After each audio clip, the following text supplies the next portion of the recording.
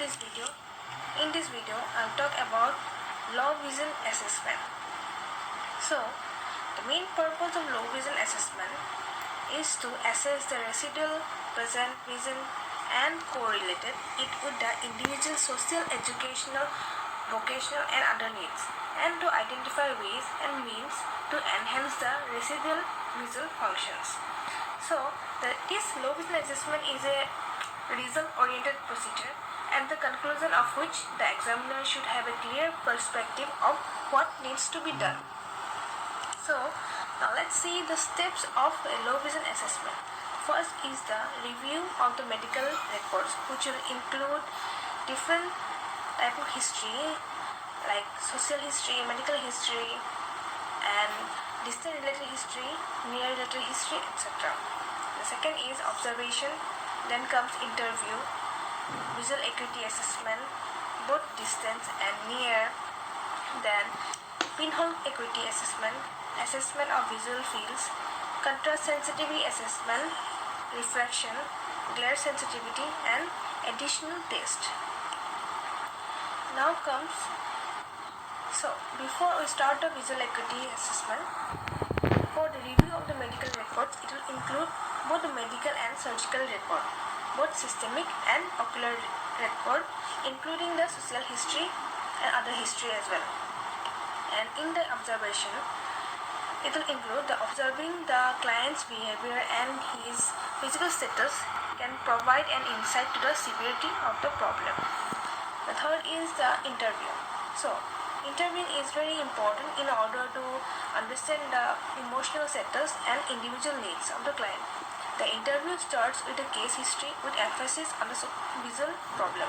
This is followed by the individual's personal history that includes occupation, education, living status, financial status and any specific functional aspects like independence, orientation, mobility and activities of daily routine.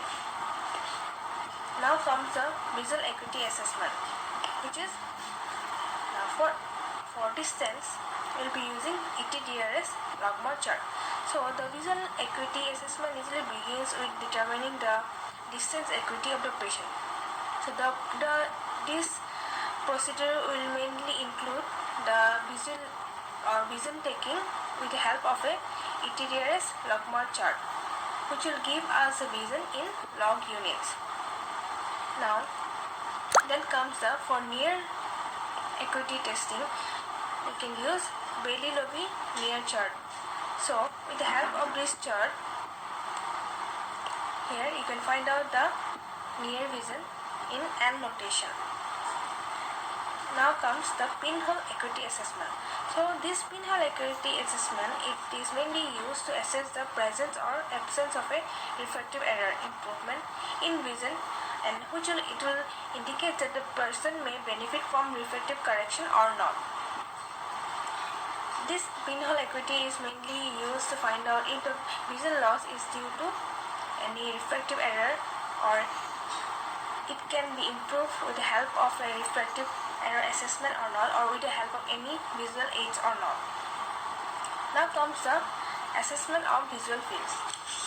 There are many techniques and equipment which is used for measuring the visual fields. The visual field test, it helps to evaluate central scotomas or to find out any scotoma. And the visual fields of the clients are actually very important for orientation, mobility and health, and it will also help in searching. So here you can use the most commonly used technique is confrontation test. Here you can see in this picture the patient and the examiner, what they are doing is they are finding out the visual field of the patient, and what happened in confrontation test is that the examiner will compare the visual field of the patient with the examiner's visual field. Now the second option you can do is with the help of Amsler chart. So this is also a very simple test which helps in measuring any visual field loss in the central field by using a special grid. Now comes the contrast sensitivity assessment. So what happened? And sensitivity to contrast is the ability of the eye to perceive the smallest difference in luminance. So, in order to measure contrast sensitivity, a procedure is used in which the subject compares the luminance of standardized target with its surroundings. So, there are different type of charts available. Lear contrast chart, and this is the Belly eruption chart. So, Lear contrast chart, it provides a good way to measure contrast sensitivity. Lear's low contrast symbol test for contrast sensitivity assessment can be used. Now here you can see the example, the difference between the contrast.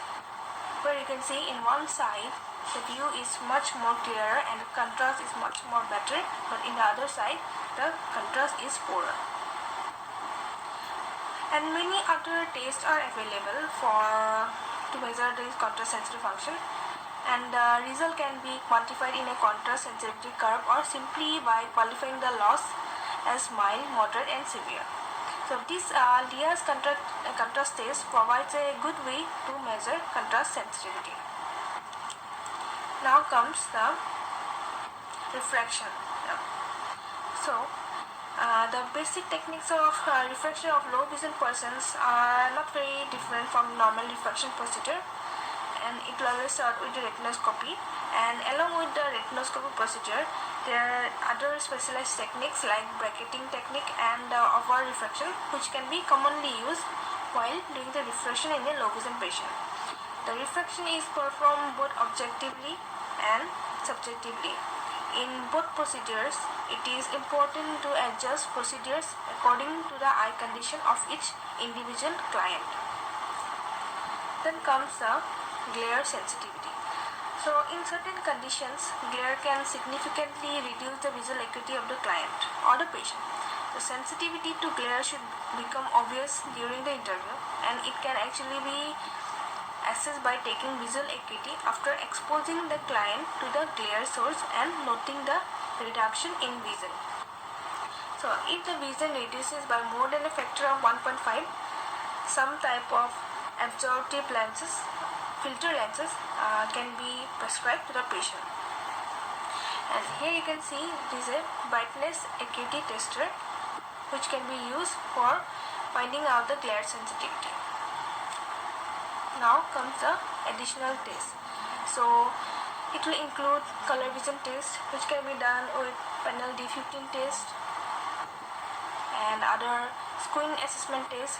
It can be done by cover test, uncover test, and extraocular muscle test, and the ophthalmoscopy for viewing the fundus or posterior segment of the eye, and then comes the binocular single vision test.